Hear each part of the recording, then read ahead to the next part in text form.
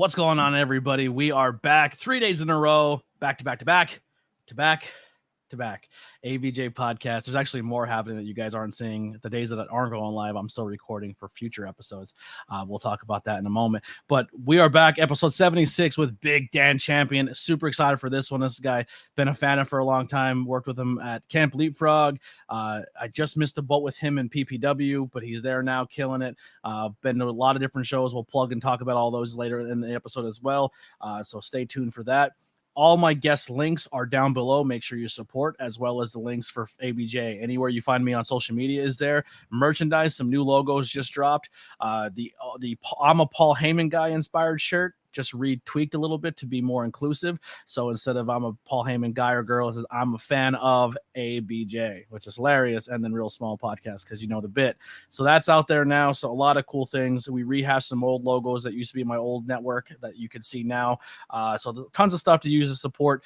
Anything that you guys do now when it comes to donations, Patreon, merchandise is all going towards my trip that's coming up at the end of the month.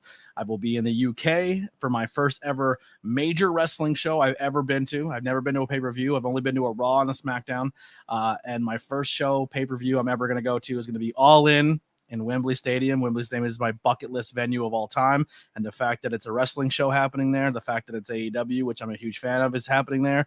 And plus, it's going to have probably my favorite wrestler of all, one of my favorite wrestlers of all time in the main event. Hope to God he wins the title. And also, it's going to be the largest drawing wrestling show in the history of the world. It's really, really close, and I think they're going to do it. And it's just magical, and I'm super happy. So huge thanks to Raz and Anastasia for helping me with that trip.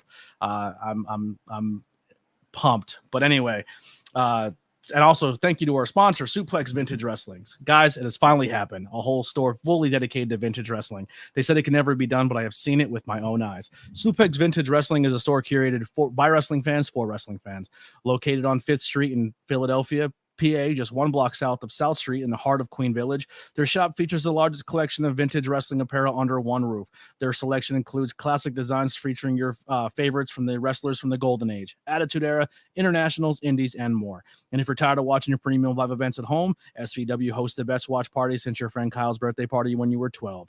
And if shirts and watch parties aren't your thing, let's not forget their selection of figures, replica belts, trading cards, and their t-shirts and hats of the rare wrestling memorabilia. They have something for every wrestling enthusiast out there. So what are you waiting for? Check them out at suplex.svu on Instagram or at suplex.svw.com to let them satisfy your nostalgia wrestling needs. All right. Housekeeping's out of the way. It's time to get big. I picked it. I think it's a Cardi B song. I don't know. I don't know a lot of new music, but all I know is the song says you got big energy, and I thought it was hilarious, so I used it as the thumbnail, and it's just short. I thought it was funny. I probably should have used Bruce Springsteen, but I'm sure we'll talk about that in a minute as well. But without further ado, let's bring in the biggest guest of the ABJ podcast, Dan Champion. What's up? Hey, what's going on, bud? Have you ever been in that Suplex store? I have, yeah. It's awesome. I love it.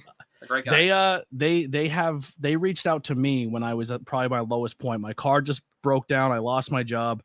I was struggling really hard, and they're like, "Yo, we've been watching your content, and we want to sponsor you and help you out." And they have been they never met me from a hole in the wall. And I went out there a couple times, hung out with them. We have some stuff planned in the future, but they are sponsors of the podcast, and they're really, really good humans. Good guys. Yeah, love them to death. But how you been, man? Everything's good.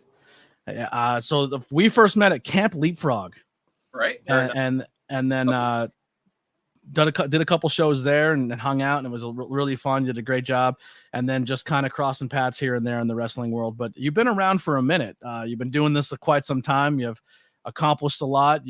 So right now you probably say, what's your home promotion that people can see you at? Yeah, my home promotion is definitely LVAC, Lehigh Valley Athletic Council out here in the Lehigh Valley. We do about maybe like a dozen shows a year, maybe a little less than that, but they're all a great time. We have a big one. Our WrestleMania is coming up September 16th at Steel Stacks in Bethlehem, Pennsylvania at the Arch Quest building. Right now, a music fest going on. They made it the biggest music festival in the country, and right after Music Fest, we're there. So that's very exciting. Are you doing the indoor one again, like the same place it was last time? That venue is super. I missed it, and usually every time that something's happened with that, I can never make it.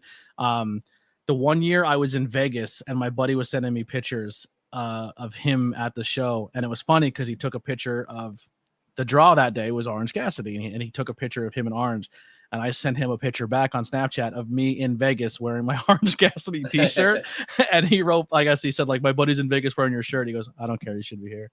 That's all he said to him. But yeah, those shows are so cool. They did a drive-in show, a brewery show, the Steel Stack show. The venue's always changing, and the venues are kind of like mashing other things together with pro wrestling, and I think it's genius. Yeah, so nothing to take away from anybody, but just wrestling like in a VFW hall or something like that, that's okay. But if you can pair it up with some cool, like last week we did Coca-Cola Park before an Iron Pigs game. That's awesome. Yeah. We run at a social club called Sokals, which is like a bar that's open till 3 a.m. You know, it's character. The building has character. I'll say that. So those things are cool. You know, those things are really cool. Yeah, the one I went to was Avery Good's farewell show, and it was unbelievable.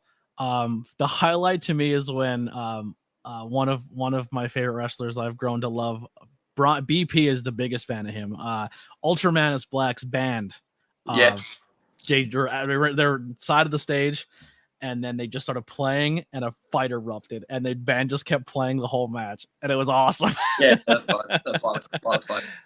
But if you are in the Northeast PA area or the Jersey, New York, and you want to take a ride down, follow LVAC on all social media. I'm telling you, their shows are amazing. Another cool thing about those shows that I got to learn about myself is I don't mind vegan food. A lot of vegan options. They're big vegan supporters there. I had a vegan donut. I had vegan cookies. I had vegan pretzel. No, it was not pretzel. Pizza I had. And it was all amazing. And it didn't, I never knew or thought I was missing anything else. I feel like if that was a more bigger option, I would probably lean more that way. Right. Yeah, but it's just I can't go to the store with my laziness, and I can't cook, so it's hard to be a vegan, I guess. But well, let's dive into it, Dan. When did you fall in love with the business of professional wrestling?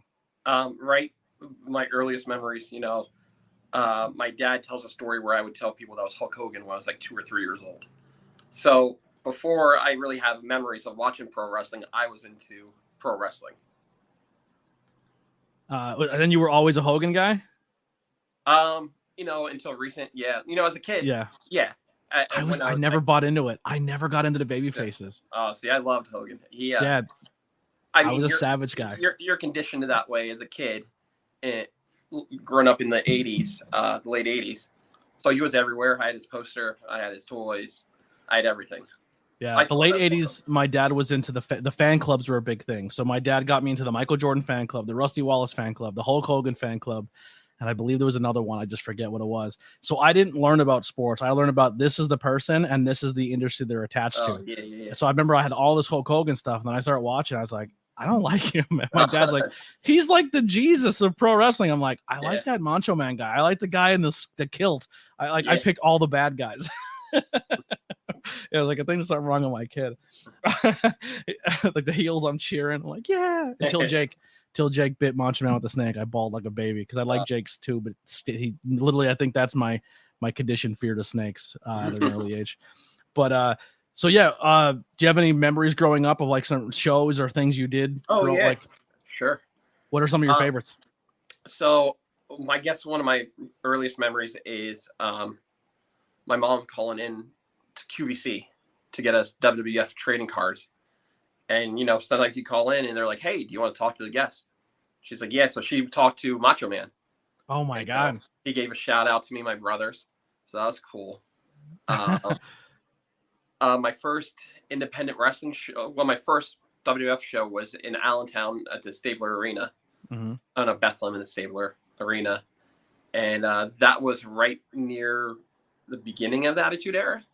So I think the main event was Bret Hart and Psycho Sid against Undertaker and Shawn Michaels, something like that. And then my first independent show was at my high school when I was in 8th grade. And the independent show blew me away. It was awesome. And then right at that point I was like, do you remember who was on it?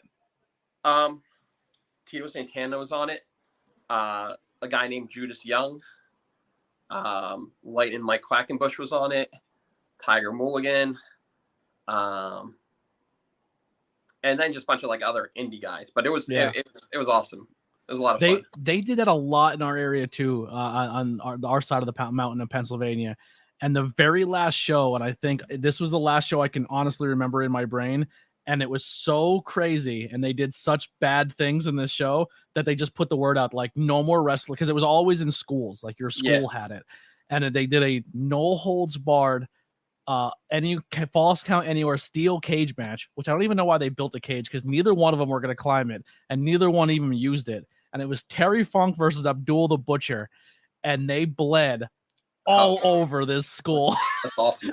First 3 minutes, the fork came out, kick in the stomach. Terry Funk pulled it out of his hands and buried it in Abdul's head.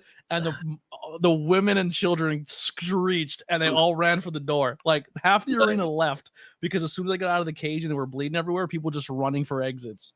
And I'm there like, this is awesome. And that was it. That was the end of professional wrestling in our area in schools. I don't know who ran it, what the promotion was, or how they got it together. That would be the things I'd like to know, is like who ran the things that, like, because you didn't, like you said, do you remember the promotion's name or anything? Yeah. It was EWF, Eastern Wrestling Federation. Okay. And That's ISPW, awesome. I think ISPW is still around, but it was like a joint show. So I do remember. I have the poster somewhere, so that's probably why I remember. That's so cool. Yeah, that was huge then. And like I said, I completely fall off independent wrestling forever then. I just didn't know it was a thing. I didn't know how it worked. I was just a kid who just went to shows and just didn't know what to expect. But that's why branding's important, because it sticks in your head. Now kids, you go to a wrestling show and the branding's there, and like, oh, I remember going to insert wrestling company name here, because they do a better job at it. So when did you transition? Actually, before I ask that, growing up, were you into sports? What kind of person was Dan in school growing up? Yeah, like what crowd did you fit in? I was big into sports, watching and playing. I wasn't the like big athletic guy you see today. When I was in high school, I was a little bit skinnier. So I played soccer and I played basketball all the time. But I don't know if I really had a crowd. I just had a group of friends that you just got along with everybody. Got along with, yeah. What were you Pennsylvania, born and raised, like the Allentown area? No, I was born and raised in a town called Phillipsburg, New Jersey. Oh, okay. Which is very close to Pennsylvania. It's right across the river, so it's pretty much Lehigh Valley. Yeah. But my high school class had myself, Orange Cassidy, and Lucky 13. We all graduated the same year. Really? Avery Good, professional wrestler, graduated the same high school year ahead of us.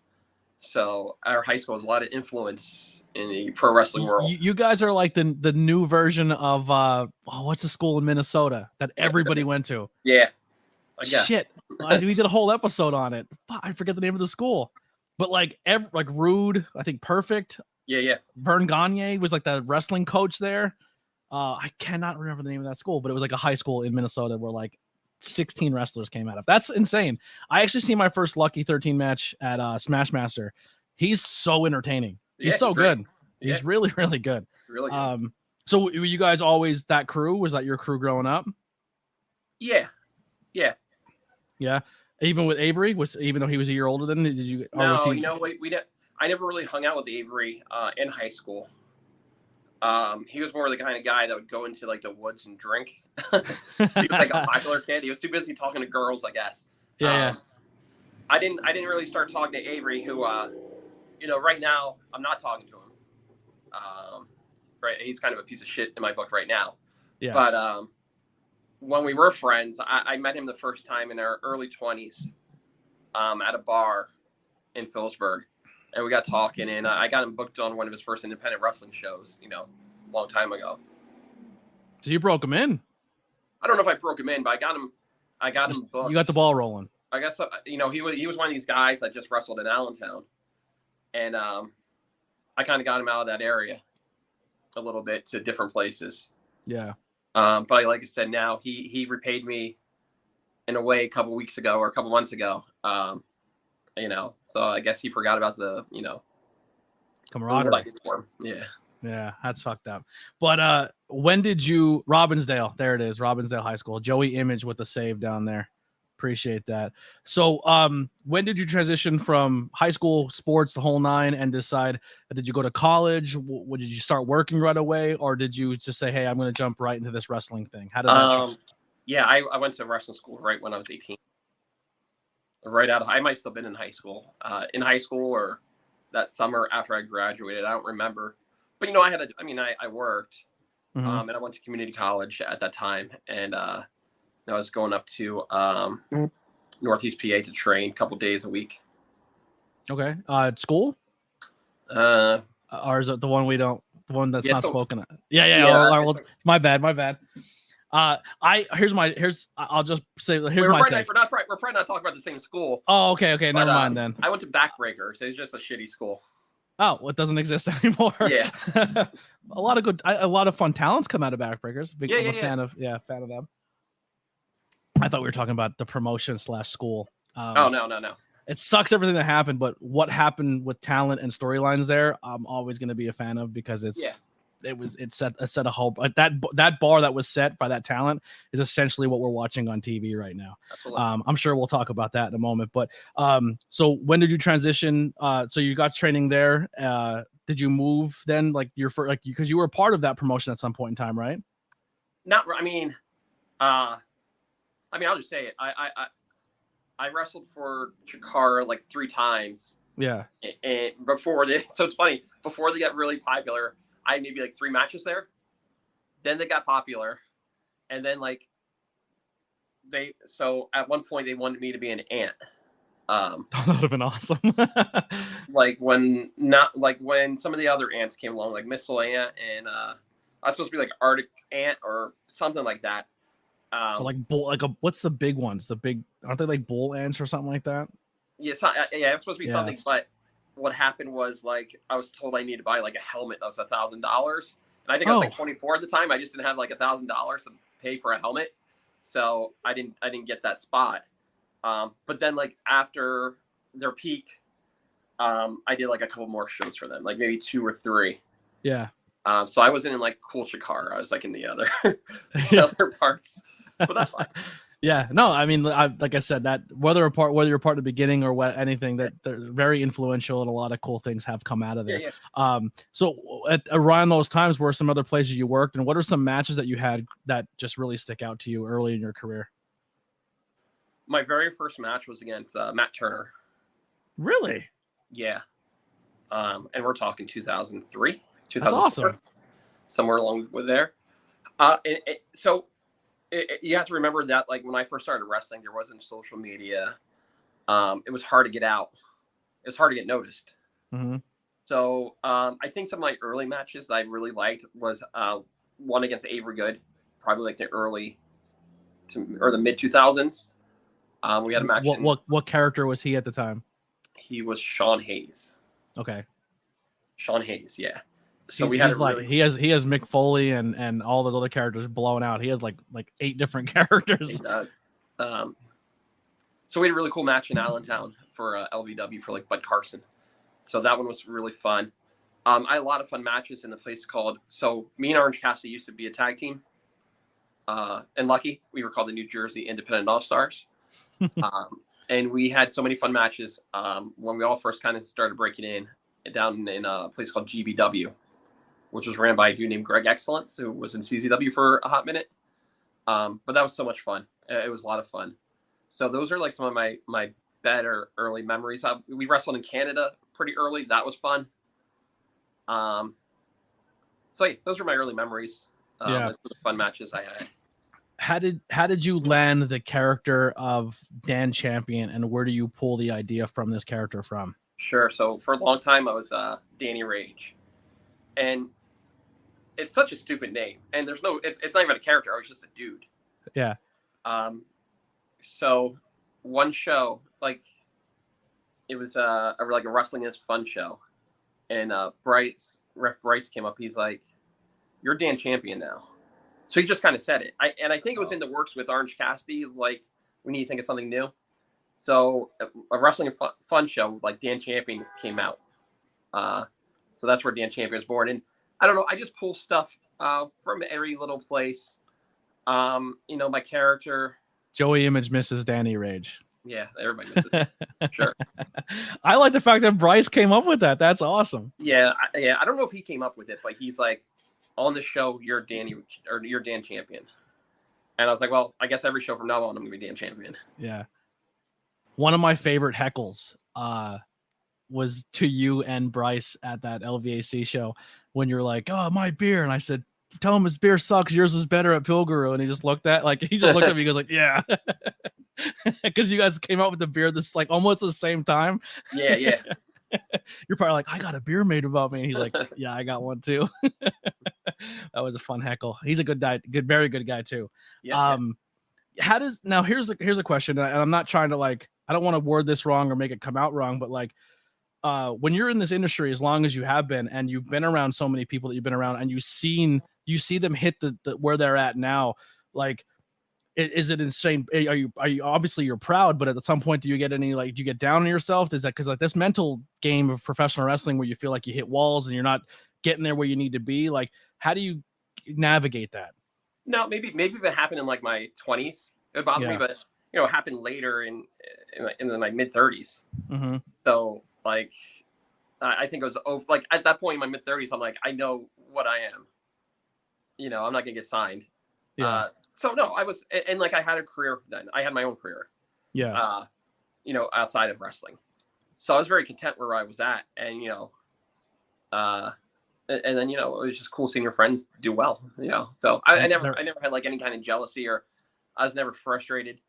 Yeah, I wasn't thinking like a jealousy thing, but like everyone, obviously it's like you're trying out for the team, you know what I mean? No. And everyone makes a team and you kind of like, maybe you didn't. And you're like, oh, how do you, cause that's something that would probably like, oh man, yeah. I gotta figure something out. Like, no, when everyone started, not all my friends, but a lot of my friends started signing and blowing up, I was already, 35. So I was okay with it. Yeah. I was very content. And then to be honest, like in my own little way, I started getting noticed. I got out of like just wrestling in Pennsylvania, New Jersey. I got, bookings with like AIW. I got bookings with like Black Label Pro. I got some really cool bookings. And I started like, even now I'm getting used a lot more than I ever did. So I'm just happy with that. I'm just happy still to be able to still do it and kind of, have some kind of relevancy. Yeah. If people who have never seen you wrestle before were to say, what type of style are you, or who are some people you emulate or try to pull from as your style, who would they be? No, I really like Davey Boy Smith. I like big guys that have some agility. Mike Awesome, Davey Boy Smith, Vader to a certain extent. Those guys, I always enjoy big dudes that can like move. They're just not like a big dude. Yeah. One of the ones that come to my mind immediately, just because you guys are both that bigger statue size, but you were both athletic. Brody. Yeah. That's so crazy. So when have you always leaned more to the tag team side and the stable side, or do you enjoy doing the stuff like maybe solo as well? Like, do you have a preference? Do you prefer to be solo or tag team or stable? Oh, right now tag team, since I'm old. Yeah. Yeah. For sure. And you just recently won tag team championships at PPW. Yep. I'm not sure. Are you anywhere else that you're holding any gold? No, there is. I was for a while the PWE heavyweight champion, but I lost that a month ago. Yeah. So yeah, I'm as of now I'm the PPW tag team champion. There it is. I'm bummed I'm not there to watch that. Are you guys? I don't know the character. Are you guys good, bad? Oh, we're a couple bad fellas. Good. I love that. Heel Dan Champion's the best. Your run as a heel and Leapfrog was my favorite because you come out and you were still like goofy. And I think you and Abby tagging was so fun. Like when you guys would do stuff together, because it was just so polar opposite. And you like pick her up and use her as a weapon. It's great. Who are some people on the scene that you haven't worked either with as a team, or are people you would like to, or people who you would like to square off against? I think my dream tag team partner is Filthy Tom Lawyer. Okay. Like does it for me. I don't know why. We really have nothing in common. I just think he's awesome. He's awesome. Josh Bishop. He's great. I really like him. You tagged with Rex before, right? Probably. Yeah. Yeah, probably no VAC. I had a couple of tag matches with Rex. I just wrestled him a couple days ago. So I've done a lot of stuff with Rex. Yeah. Another big guy, very athletic. Big guy, athletic for sure. Yeah. Futs that category. Any other matches out there that you always wanted that you never had a chance to get? Like, who's the bucket list? Mance Warner. I think that'd be a lot of fun. I'm sure there's hundreds of people I'm missing, but those are the ones that really stick out. Logan. I've tagged with Logan. Yeah. But he's awesome. Very good. Where's he at now? Where's he wrestling out of? I don't know. Yeah, he's from the Baltimore area, right? I think so. Yeah, I haven't seen him since leave. I always thought he was insanely impressive. I thought he was really, really talented. He does like VCW Virginia Championship. Okay. And yeah, he's super good. Fight Pro.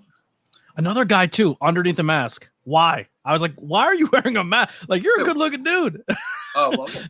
Yeah. Oh yeah. He's handsome for sure. Yeah, handsome man. What are some outside influences that you developed or incorporated in the character of Dan Champion? So when you were said, hey, you're Dan Champion now, obviously you had to spin something into that. What did you pull from when it came for that character? As a heel, nothing really. It's just a more amped version of who I am. Mm-hmm. As a babyface, it's gonna sound weird, but a lot of things I do are things I've seen Bruce Springsteen do in concert, like a lot of the interaction with the crowd and things like that.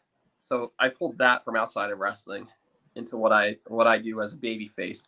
But as a heel,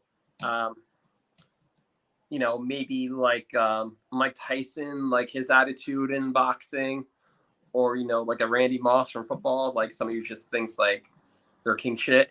Yeah. Something like that. So you pull a lot from like cocky, very arrogant, but very good sports athletes. Yes. Interesting. That's a cool development, because like some people like, oh, I try to emulate Kurt Angle or this person, right. And you pull from outside of that, which is super cool. I like that. That's a different way of looking at things. Nice. So outside of professional wrestling, what are some of your hobbies or some things you like to do? Oh, I like going I like hitting up hitting up breweries. I like doing certain classes at the gym. I like my Peloton. I enjoy live music, hanging with my friends, traveling. Peloton. What one do you have? The bike. Yeah. I want to get the rowing machine. Yeah, that looks fun, right? Yeah. It's you have to pay monthly for that? Is that like a monthly subscription? There's a subscription, but I think I think once you buy it, you get like at least a year free. Okay. I'm gonna look into it, because I don't think they're insanely expensive for the rowing machine, right? And I think it folds up real nice. I don't know. I want to do like a full body thing, so I think the rowing machine would be a lot of fun. Brewery wise, what are some of your favorite craft breweries, or just beer in general? So there's a place in Bethlehem called Bond, which I love, Bond Brewery. There's a place called Bouldergeist in Easton that's pretty good that I like. Treehouse, that's like a major one. I've had some Treehouse, love Treehouse. That's like that's one for people who don't know. Sorry to cut you off there. Treehouse was they have two locations now, if I'm not mistaken. Their first location, you have to buy a ticket, and you can only have like one beer, because it flows so much and they get so much traffic, and it tripled the population of their small town. They had to add more stoplights. They had to put like a person to direct traffic. Like, this one brewery just exploded this small town that never had it before, and they make insanely good beers. Like, people travel from all over the world to go there, and then they buy like thousands of dollars worth of beer and bring it home. Like, if someone's going on a Treehouse run, they're like, oh, get me this. Yeah. Like, it's a big deal. Stuff. Yeah. Love City in Philly is really good. I haven't been there yet. Love City. Next time you go to Suplex, I think you can walk to Love City from Suplex. Really? Yeah. That's good. That's good to know. That's good to know. I might be there a lot more often soon. Yeah. Once again, Hunter, following you on social media, says Dan is insane when it comes to chugging beer. I've seen it on his Twitter. Oh yeah, that's one of my talents. I can chug. Yeah. I can't do it. What's the trick to it? I don't know if there is a trick. I think it's just one of those things you can do or can't do. Yeah.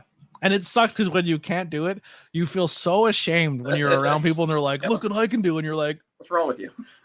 You're like ready to throw up. You're trying, it's dribbling down the side of your face. I don't have a beer in my fridge. I don't think. I would do one right now.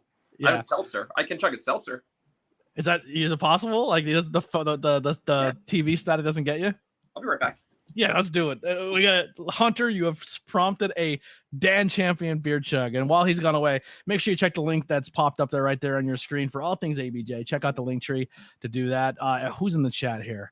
There you go. I'll ask that when he comes back. Great question, Raz. He did go through some of the wrestlers he liked to face early on in the podcast, so you can check out the replay for that. Yeah, keep the questions coming, everybody. I appreciate you guys for asking them in. We got a seltzer. I have a seltzer. This is just like floating around my fridge. I love that. It's the last one I have, so I'm not a big fan of it, but for your podcast, I just had the for the people. Arizona peach iced tea one. I normally don't like I liked it. I normally don't like the Mike's Hards and the twisted teas.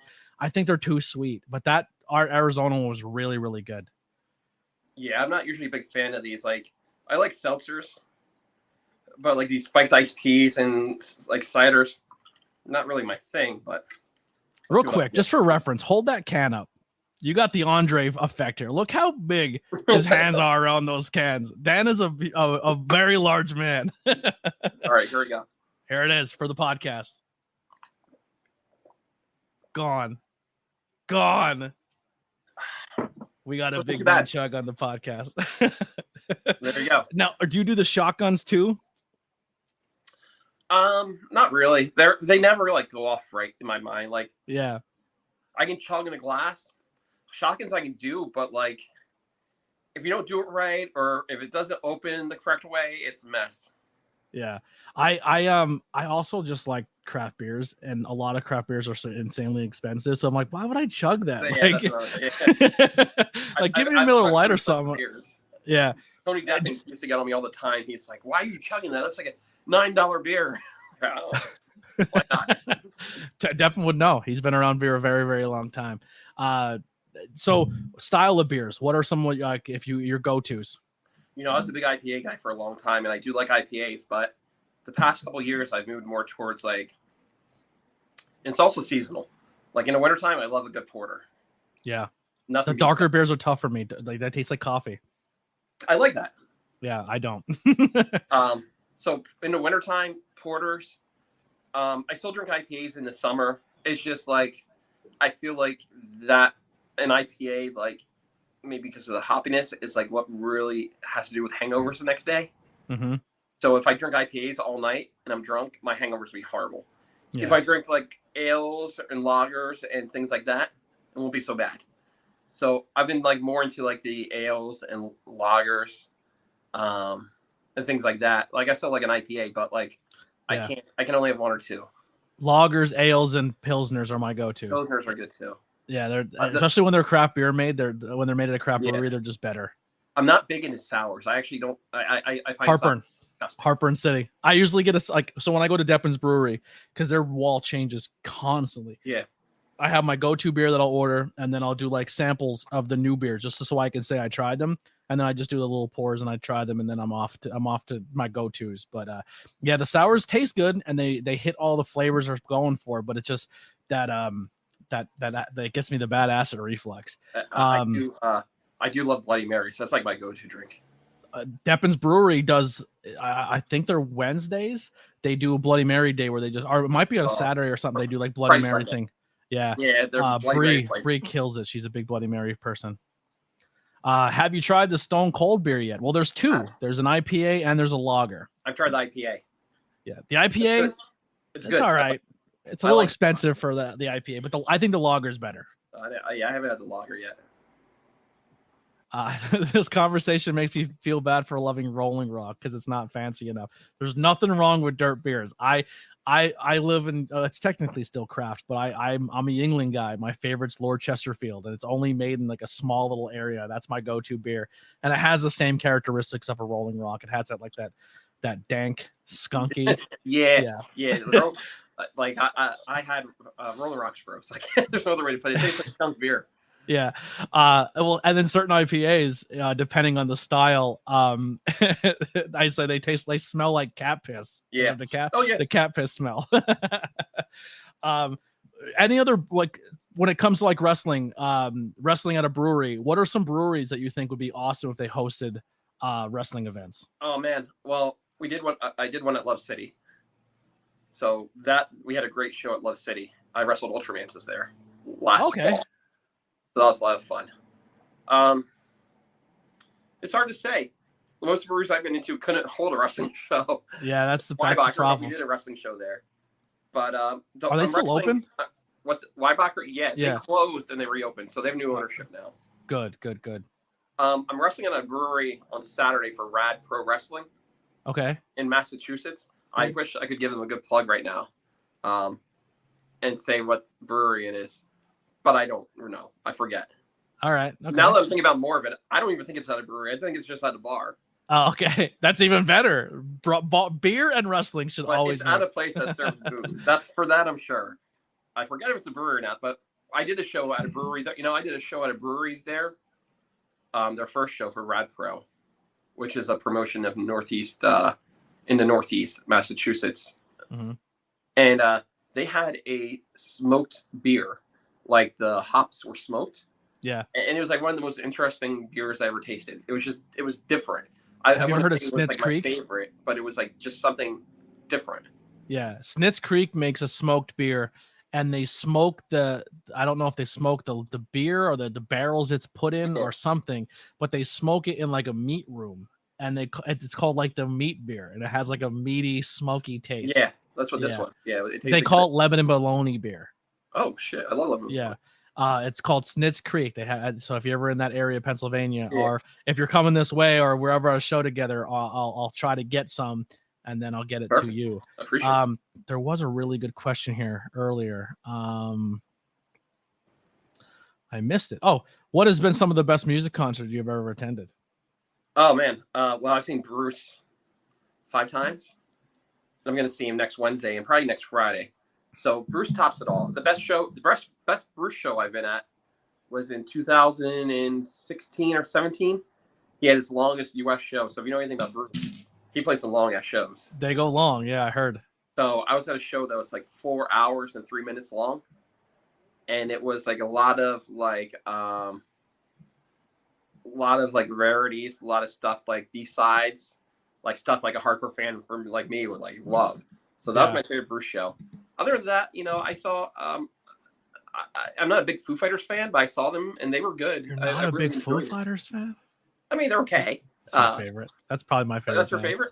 Yeah, but also to be fair, I don't get the love for Bruce Springsteen. Yeah, I listen to his music and his hits are okay at best, but like it's either you're a Bruce fan or you're not a Bruce fan. I get that. And when the people who are Bruce fans are like.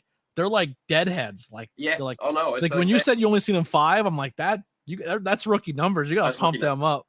Yeah, I got into them later in life, so I missed like a bunch of years of going to shows. But yeah, I saw the Foo Fighters like when Dave Grohl broke his leg. So he was like in that wheelchair or that throne. Thing. Yeah, the throne. So that was really good. What else show did I really like? I saw the Wallflowers. It was really, really good. That was kind of recent. Yeah. I didn't expect it to be good at all. I just kind of went to go, and it actually like really good. Well, where you're at up there, right, is like you're in the Lehigh Valley area. There's tons of places to see music and go do things. Yeah. So right now, like I said earlier, it's Music Fest, which is like the most amazing time of the year. There is the Shutdown Like Bethlehem, and they just have different plazas or big ass tents with different bands for 12 days. That's awesome. So that's all Steel Stacks? What's that? Is this all at Steel Stacks? So a part of it's at Steel Stacks. That's South Bethlehem. And then in North Bethlehem, it's like they have a bigger area where they shut everything down. Is that more where the casino is? No.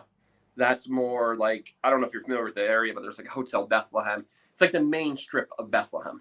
Okay. I went to Steel Stacks once during I always say when the last time they won but they always seem to pull it out and win it, but maybe not this year. But when the U.S. women's won when they won the World Cup, and they just dominated. Like the final game, they were up by like 6 goals within the first. Like we were looking for parking, pulled in, and it was like 4-0.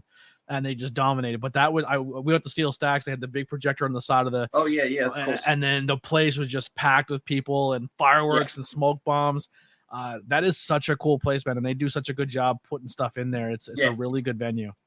Yeah, it's a lot of fun. Our home at LVAC is always going to be so cool. It's like that dive bar. Yeah. That's where we had our first year of shows.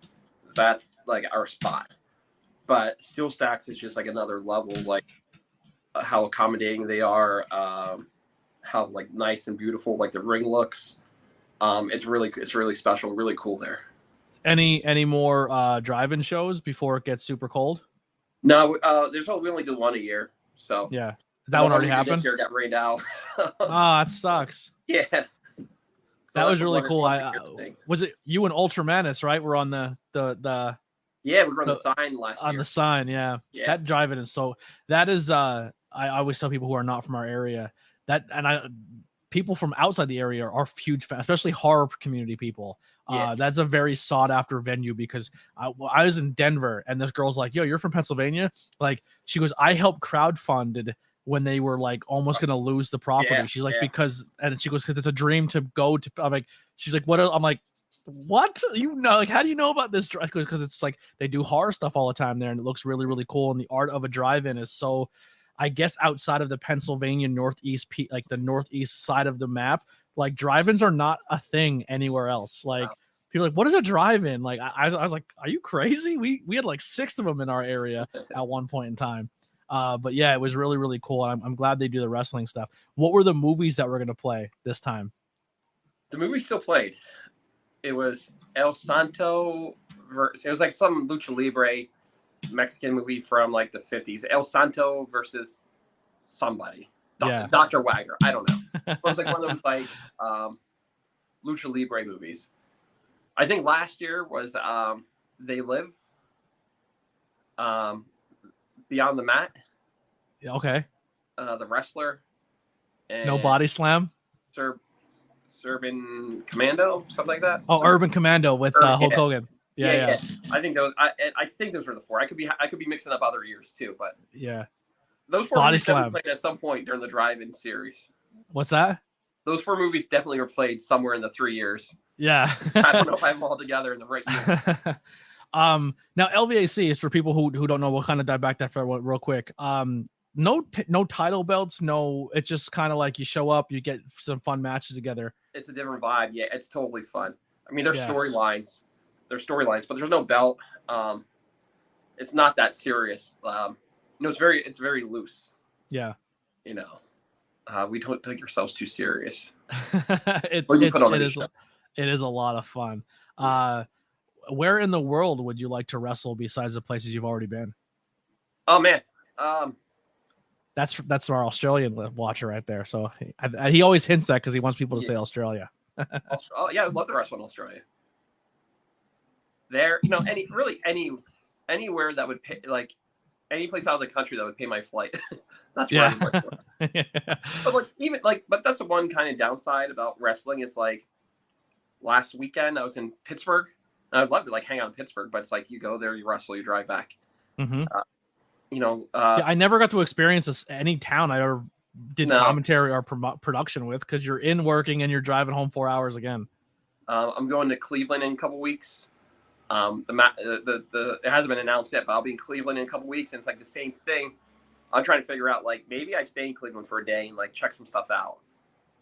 Instead of There's a lot there, right? Depending on where you're at, right? The Baseball Hall of Fame, NFL Hall of Fame, Rock and Roll, all there. Not baseball, just NFL and rock and roll. Yeah. So I'm hoping to check that out. But yeah, that's the one thing. Like you go, like I tell people who aren't into wrestling, oh, I went to Cleveland, and they're like, oh, what did you see? I'm like, maybe a gas station, like nothing. I got a Slim Jim at a gas station. Yeah. Also, if you're in the area, there's a brewery. It's big in that area. Fatheads Brewing. All right. But I think they moved to Pittsburgh too. They're in the pit. They crossed over from Ohio to PA, but definitely check them out. They make some good beers. So besides the music side of things, and is there anything else that you're into? Are you a gamer, TV guy? Yeah. I have a PlayStation, but I don't really play it too often. Okay. Just at like downtime. TV, I watch like old ass shows. Like I watch Seinfeld a lot. You like binge watch the classics? I've been like Curb Your Enthusiasm. I love. Have you ever seen the documentary about Curb Your Enthusiasm, how it saved a guy from going to life in prison? I know that I haven't seen the documentary, but I know the story. It's crazy. That show saved a guy's life who was essentially racially profiled, and they were trying to pin a murder on him. Yep. So nuts. And he happened to be sitting. Look up the documentary. It's bananas. Yeah, I know the story. Every time, I've never watched the show, but I only know about that show because of that documentary.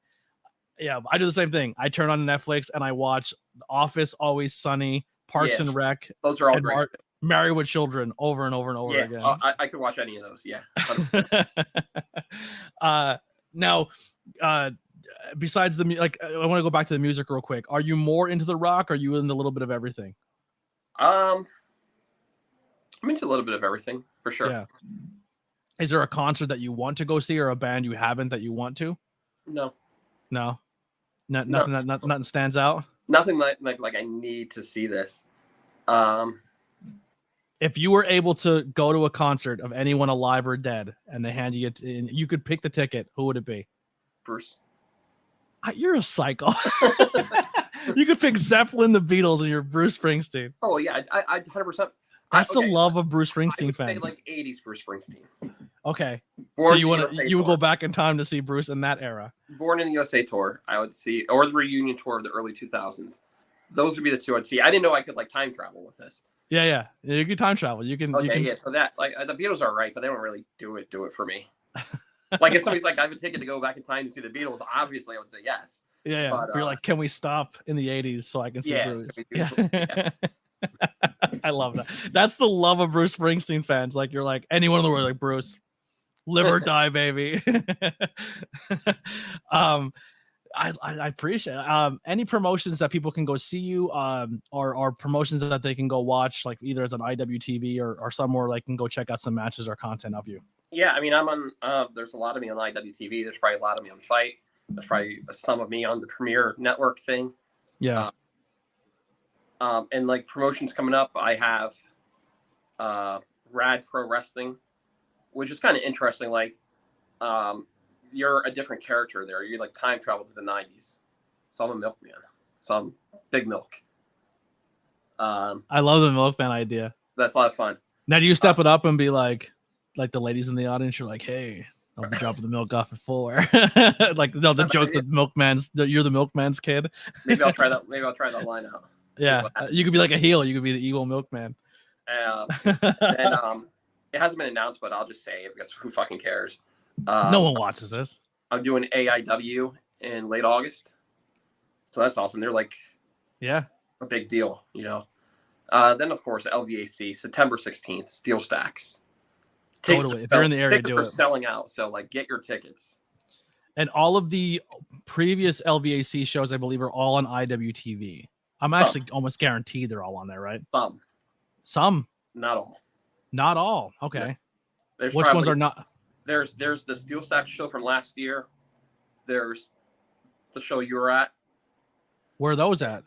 The Weibacher show. Yeah. Like, where can people watch them? Oh, if not on IWTV, you have to buy that DVD. Physical media, baby. Really? Oh, big time physical media. I did not know that. Like the Sokol show, there might be like 4 on IWTV. Because I thought that was filmed by IWTV that day. Yeah. Some of the shows, like if it's something like the brewery one, I thought brewery, that'll be live streamed, and then that goes right to their on-demand library. Yeah. But like at Sokol's, like I said, it's a dive bar. They don't have that kind of Wi-Fi for live stream. Yeah. So Gary and his crew comes film it, and then it goes on DVD, or you can like get the digital copy from SmartMark. Now, a handful of those shows are on IWTV. Okay. So that's a smart move for SmartMark. They're very hard work. I love Gary. He's so cool. Gary's someone I want him on. So he's made me. I don't want to even say me. Brian goes to Tony Deppin's wrestling trivia, and Gary brings like him, Carolina Jim. I'm so sorry, I forget he has a ring announcer. He goes with them sometimes, and then No, another guy. There's another announcer guy, Oh. black glasses. I'm so sorry, I forgot your name. I'm having a brain fart. But essentially, all these guys go and everyone's just trying to beat Brian. And we just drink, and Brian just answers every question because he's a goddamn guru. And Brian got a question right of an independent question that Gary filmed and Caroline and Jim was a ring announcer for, and they didn't know the answer. But yeah, so Gary's always trying to take Brian down for his wrestling trivia, and I think he did it. They did it once. They beat him one time. So the joke is he's always trying to take Brian out. But Gary's a great guy. Gary is someone, and Caroline and Jim I'd love to have on here and have a chat. But upcoming shows, like I said, definitely go check out those promotions, LVAC on IWTV, as well as go to the show. Go to Steel Stacks if you're in the area. It's going to be unbelievable. And like I said, it will sell out fast. Last time was standing room only. And we can't say anything officially, but I will say this. If you are a fan of All Elite Wrestling and you like a lot of their superstars, I don't think there was an LVAC show that someone didn't show up. Previously, at least 2 shows I can say, Orange Cassidy was there. And Eddie Kingston was at the last Steel Stack show, if I'm not mistaken. And Willow. Who's that? And Willow. Oh, and Willow. Yes, and Willow was there. So Willow was at the brewery show too, but she was not signed yet at that brewery show. Right. Yeah.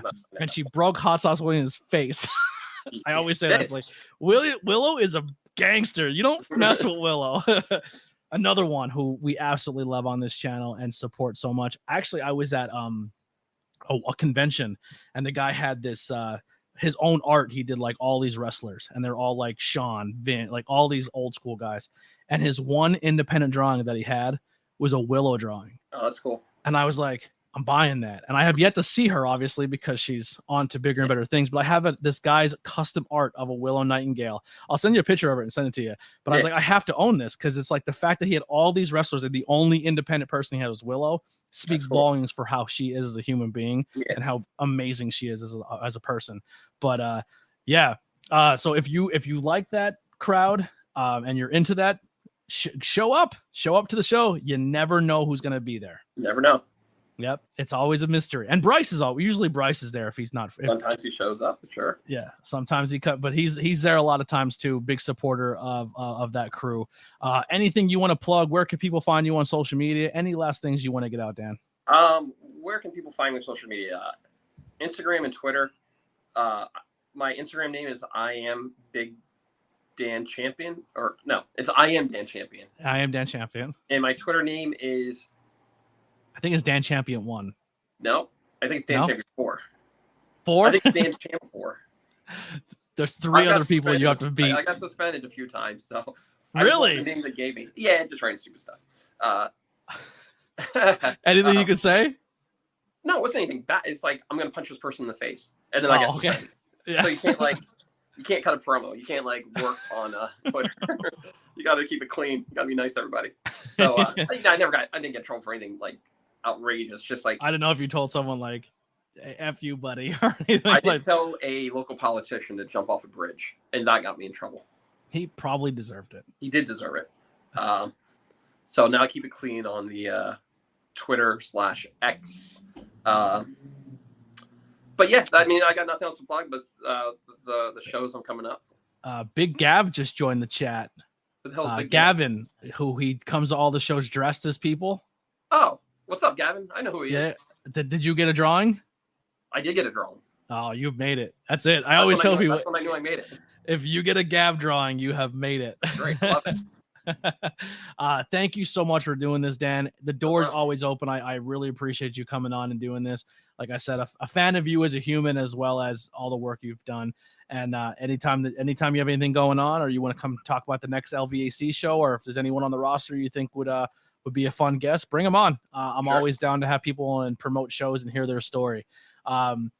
We will be back again on Monday the 14th. I'm going to announce next week's guest right here, so you guys are getting the first access to it. So Monday, 7:00, Sean Carr will be on the podcast. Then on Tuesday at 7:00, Devontae will be on the podcast. And then on the 17th, I will not have a podcast that day. I will be at Pilguru Brewing Company. They're watching the Fightertainment show. I've been calling it Fightacular, and that's not the name of it. It's Fightertainment. Already announced Junie, who's been on the podcast. They just announced Griffin McCoy and Jordan Oliver will be in attendance. So a lot of cool names being dropped there. What the hell do you ask Junie? He's had like 5 matches. Yeah, his kid's killing it. The kid's you should wrestle Junie. What are you talking about? What are you talking about though? Yeah, what's that? Like, give me your favorite memory of your last 5 matches. No, we learned how he in school he was a theater kid and how he puts his theater into professional wrestling. I'm already over it. You got heat. You and Junie 1-on-1, baby. Let's go. No, the guy's been doing amazing. He actually, my opinion, the last show, I thought him and Speedball by Mike Bailey stole the show. I thought they had probably the best match of the night. Good. Yeah. Junie's good. Yeah, good kid. So that's pretty much it next week. Just 2 episodes.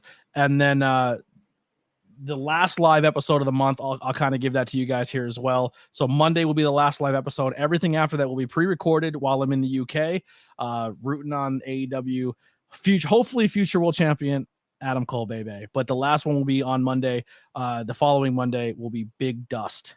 Okay. That one is going to be out of control. So guys, thank you so much for tuning in. 3 in a row this week. I know I hit you with a lot, but I appreciate you, everyone who keeps coming in the chat and hanging out and doing everything to support this. It means more than you know. But guys, we'll see you soon. We're out. Here's a song by the Converse Kid, Billy Trey.